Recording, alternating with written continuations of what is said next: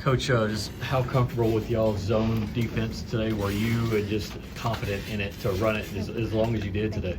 Well, we had a lot of confidence in it. You know, we practiced multiple zones to try to get ready for them. We knew that they were going to be a big challenge with more inside and shooters on the outside. But we felt like that was the best way we matched up, and historically we played a lot of zones, so it was true to our nature to go out there and play the way we did tonight.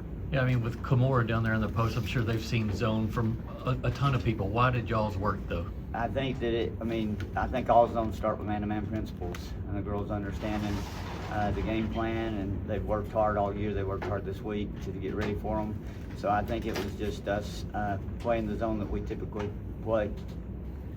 Coach, can you talk a little bit about, I mean, after that win, I mean, it's such a upset, really. You know, three-time defending state champ. You guys were very, very subdued after that win, almost as if you expected it, even if nobody else expected it. What's, I guess, what was the thought process, or getting inside your girls' heads in terms of how they handled that win right after the game?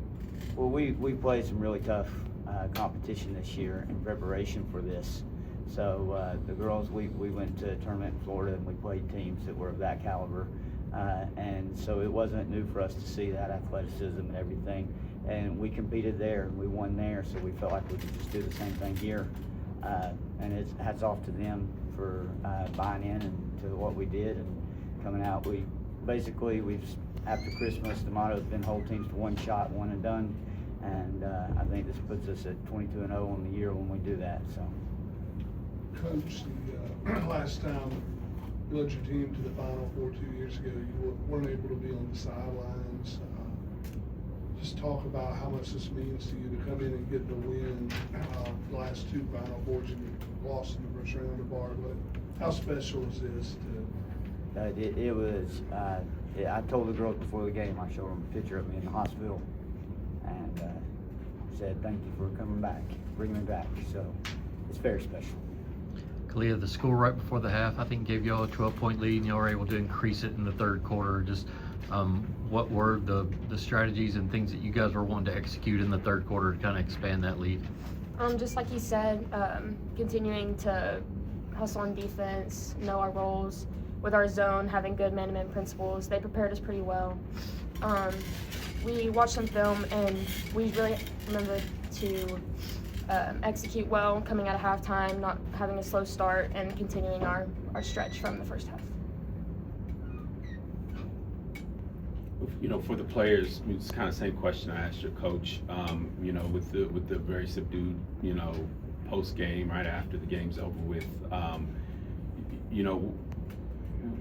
I guess the lead that you guys were able to build in that first half that continued in the second half. At the end of the game, had you guys kind of gotten used to it? I guess my question is for me, I thought there'd be a lot more kind of celebration going on after beating a three-time state champ. We knew it was going to be a challenge. Like I said, our coaches prepared us very well. We didn't want to come down here and lose first round like we did 2 years ago, and having him here has been really special since he didn't get to come last time. We're definitely seen as an underdog because they've won the last three, and we just use that as motivation. So. How much have you guys, really wanted this for your coach? Considering all of what he's gone through and what he means to this program, what he means to you guys. How much did you guys want to get this win for him as well? It was very important for us to get this win since he wasn't able to be here last year or the year before, and last year I was coming up 1 point short in the sub-state, so it was very emphasized this year that we make it back for him to be able to be a part of it again. Kaliyah, they were chanting MVP for you as you're shooting free throws. What was going through your head hearing that in that moment? Definitely don't miss, but they did a good job. We had a lot of people come out. It was very special. It was nice to see all them cheering us on, so it felt really good. Coach, you dominated the glass out there, out-rebounding them 36-25. What was the mindset going into the game? Well, that's been, I heard an old coach say it's not what you coach, it's what you emphasize. that's been the emphasis for us this year, is that if we rebound, we feel like we can beat anybody. So and the girls took it to heart, and they've done that night in and night out. So it was our expectation, and they're the ones that do the work. We just sort of set that expectation. So hats off to them and their effort and their willingness to put their bodies on the line every time a shot goes up, so that we can try to win the game. Coach, last year Bearden had a really good first half against Bradley Central, and then Bradley Central had the horses, so to speak, to kind of flip the switch defensively and just kind of dominate that second half. Were y'all expecting more pressure out of them? And they don't have the same players obviously they did a year ago, but were y'all expecting more pressure out of them coming out of half?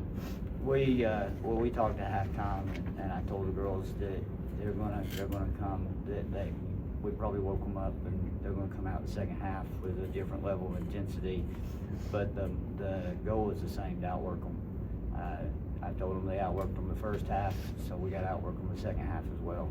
And like I said, hats off to these girls. They're willing to do whatever it takes. The Film Room is presented by SmartBank. Play smart, bank smart. SmartBank. For more information, visit smartbank.com.